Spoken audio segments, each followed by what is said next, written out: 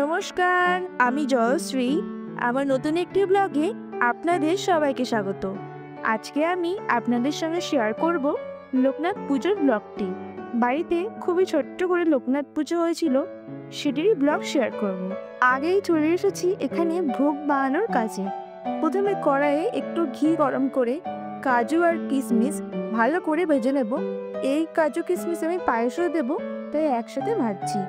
প্রথমে কড়াইতে একটু ঘি গরম করে নিতে হবে। এবার তাতে সুজি দিয়ে মিডিয়াম আঁচে ভালো করে নাড়তে হবে, যতক্ষণ না একটু সোনালি রং ধারণ করছে ততক্ষণ এটাকে ভালো করে নাড়াচাড়া করে নিতে হবে। অনেকক্ষণ নাড়াচাড়া করার পর এটি ঝুরঝুরে হয়ে গেছে আর সোনালি রঙও ধারণ করেছে। এটি ভাজা হয়ে গিয়েছে। কড়াইয়ে পরিমাণ মতো দুধ দিয়ে দিলাম, আর এইদিকে দেখুন সুজিটা কত সুন্দর ভাজা হয়েছে, কি সুন্দর ঝরঝরে হয়ে গিয়েছে। দুধটা ভালো করে ফুটে আসার পর আমি এখানে সুজিটা যে ভেজে রেখেছিলাম ওইটা একেবারে দেব না, অল্প অল্প করে দিয়ে দেব। একেবারে দিয়ে দিলে সুজিটা একেবারে দুধ টেনে নেবে আর ভালো মতো নাড়াচাড়াও করা যাবে না, এবং সুজির মধ্যে অনেক লাংস সৃষ্টি হয়। সেই জন্য এরকম একেবারে দেবেন না, বারে বারে দেবেন। তারপর সুজিটাকে ভালো মতো মিশিয়ে নেওয়ার পর আমি এখানে 1 বাটি চিনি দিয়ে দিলাম। আপনারা এখানে আপনাদের প্রয়োজন মতো চিনি ইউজ করবেন। আর দেব খুব সামান্য পরিমাণ সন্দক লবণ। লবণটা দিলে কোনো মিষ্টি জিনিসে টেস্টটা অনেকটা ব্যালেন্স হয়। তারপরে দেব এই ভেজে রাখা কাজু আর কিশমিশ দিয়ে ভালো মতো এই সুজিটার সাথে মিশিয়ে নেব। আমার সুজি বানানো প্রায় কমপ্লিট। দেখুন কি সুন্দর থকথকে একটা সুজি তৈরি হয়েছে। এখানে সামান্য পরিমাণ এলাচের গুঁড়ো আমি দিয়ে দিয়েছিলাম, ওটি আর আপনাদের সঙ্গে শেয়ার করা হয়নি। সব শেষে দেব একটু সামান্য পরিমাণ ঘি। আর ভোগের জিনিস একটু ঘিয়ের গন্ধ বেরোলে কিন্তু খুবই সুন্দর লাগে, তাই একেবারে লাস্টে এটা ইউজ করলাম, আর ভাজার সময় এটা ইউজ করেছিলাম। আর এই দিকে দেখুন এখানটায় সব জিনিস কেমন একটু ছড়িয়ে ছিটিয়ে আছে, আসলে পুজোর জিনিস তো এর জন্যই। এখানে অনেক রকমের ফল, তারপরে এখানে ময়দা মাখার জন্য ময়দা আমি রেখে দিয়েছি, ওটাও আপনাদের সাথে শেয়ার করব। এখানটায় আছে ওই রথটা, আর সব থেকে বিশেষ ফল যেটি লাগে এই লোকনাথ পুজোতে সেটি হলো কাঁঠাল। এইদিকে আমার দুটো থালাতে ঘি ব্রাশ করা হয়ে গিয়েছে, সেইগুলির মধ্যেই মা এই সুজিটাকে ভালো মতো সেট করে নিচ্ছে। চলুন এবার লুচির জন্য ময়দাটা মেখে নিই। এখানে আমি 2 বাটি মতো ময়দা নিয়ে নিয়েছি, আর দিয়েছি পরিমাণ মতো চিনি এবং পরিমাণ মতো সন্দক লবণ, আর 1 চামচ মতো একটু ঘি দিয়ে প্রথমে ভালো করে মাখিয়ে নেব। খুব ভালো করে মাখানোর পর এখানে আমি সামান্য পরিমাণ একটু সাদা তেলও দিয়ে নিচ্ছি। ঘি এবং তেল দিয়ে লুচি মাখবেন, স্পেশালি ভোগের সময় দেখবেন খেতে একটা আলাদাই রকম টেস্ট আসে। এমনিতেও বাড়িতে লুচি বানাতে আমরা তেল দিয়ে মাখি, একটু যদি ঘিও ইউজ করেন পুজোর সময় তাহলে খুব ভালো লাগে। খুব ভালো মতো ময়ান দিয়ে নেওয়ার পর এখানে আমি জল দিয়ে আস্তে আস্তে মাখিয়ে নেব। ততক্ষণ এখানে মা চাল নিয়ে নিচ্ছে পায়েসের জন্য, গোবিন্দভোগ চাল। এখানে 1 বাটি মতো মা চাল নিয়ে নিয়েছে, সেটিকে ধুয়ে একটুখানি ঘি দিয়ে ভালো করে মাখিয়ে রাখবো। আমি চামচটা খুঁজে পাচ্ছি না সেই সময়, তার জন্য এখানে নাইফের সাহায্যে ভালো করে মাখিয়ে নিচ্ছি। তারপর লুচির জন্য ময়দাটিকে ভালো করে জল দিয়ে মাখিয়ে একটি ডো তৈরি করে নিয়েছি। তো এবার একটু ওপরে ঘি মাখিয়ে কিছুক্ষণের জন্য রেস্টে রাখবো। আপনারা চাইলে তেল মাখিয়েও রাখতে পারেন, কিন্তু একটু হলেও রেস্টে রাখবেন।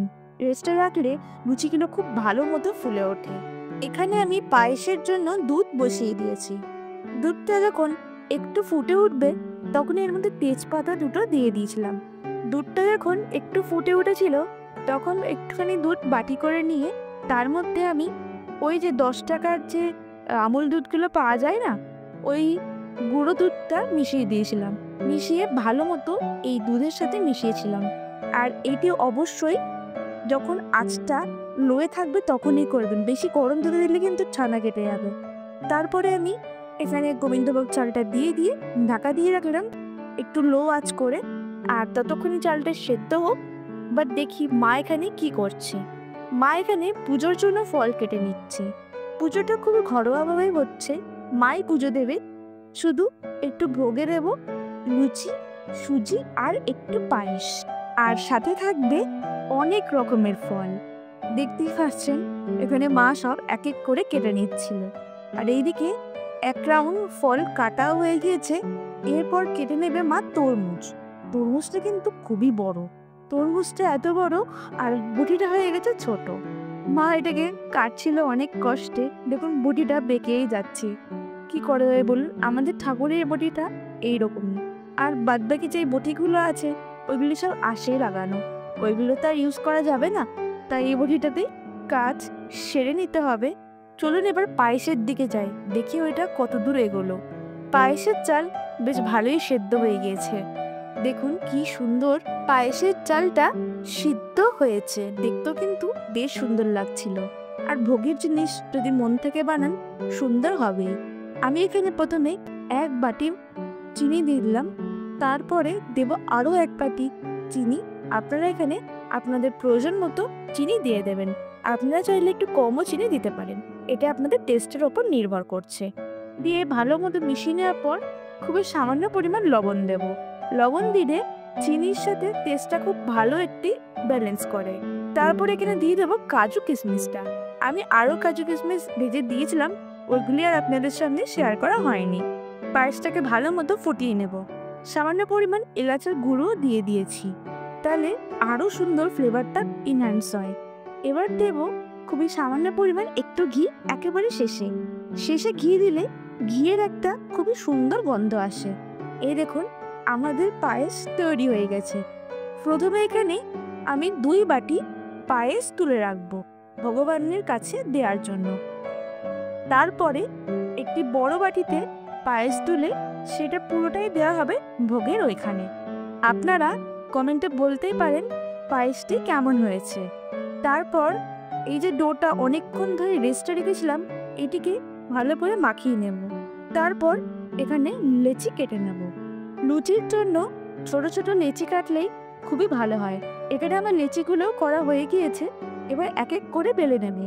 আমি যেভাবে ময়দাটি মাখলাম, দেখুন বেলার সময় কিন্তু না আমাকে এখানে ময়দা ইউজ করতে লাগছে, না এখানে তেল ইউজ করতে লাগছে।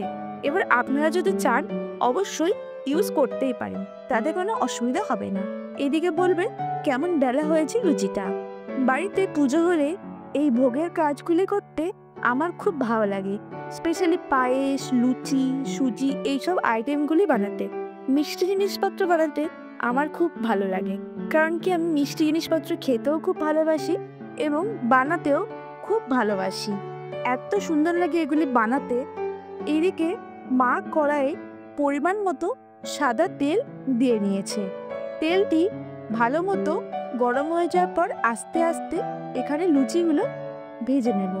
লুচি বানানোর সময় তেলটিকে খুব ভালো করে গরম করবেন, দেখবেন লুচি দিলেই একেবারে ফুলে উঠবে।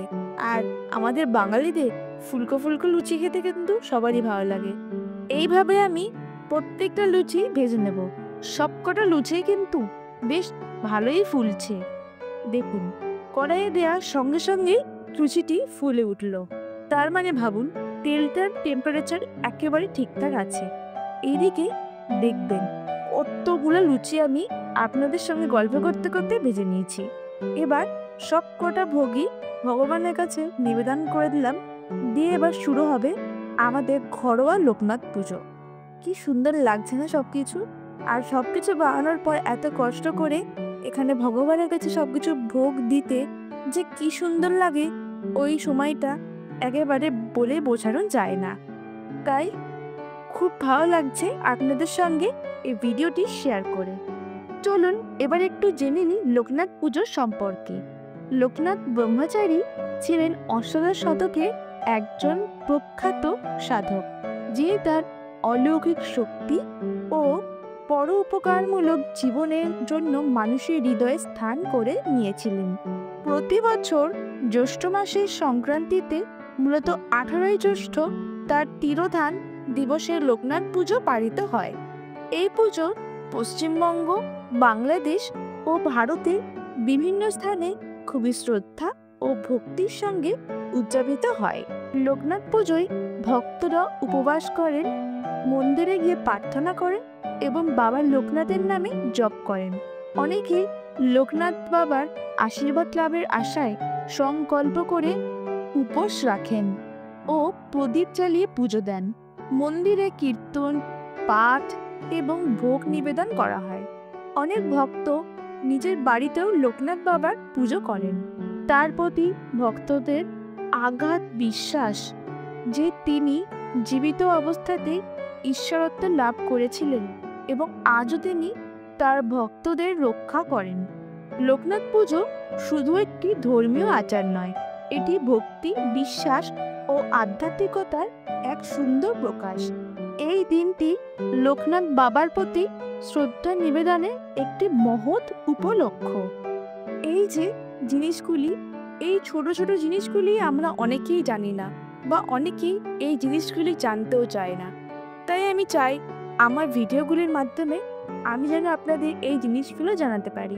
আপনাদের সঙ্গে গল্প করতে করতে এইদিকে আমাদের পুজো কমপ্লিট। দেখতেই পারলেন এই পুজোটি ছিল খুবই ঘরোয়া একটি পুজো। কিছুদিন পরে তো আসছে রথযাত্রা। আপনাদের রথযাত্রার কী প্ল্যান আমাকে কমেন্টে বলতেই পারেন। তো আজকের ভিডিওটিও এখানে শেষ করছি। ভালো লাগলে অবশ্যই লাইক, কমেন্ট, সাবস্ক্রাইব এবং শেয়ার করতে ভুলবেন না। ফেসবুক পেজ থেকে দেখলে পেজটি ফলো করে নেওয়ার অনুরোধ রইল।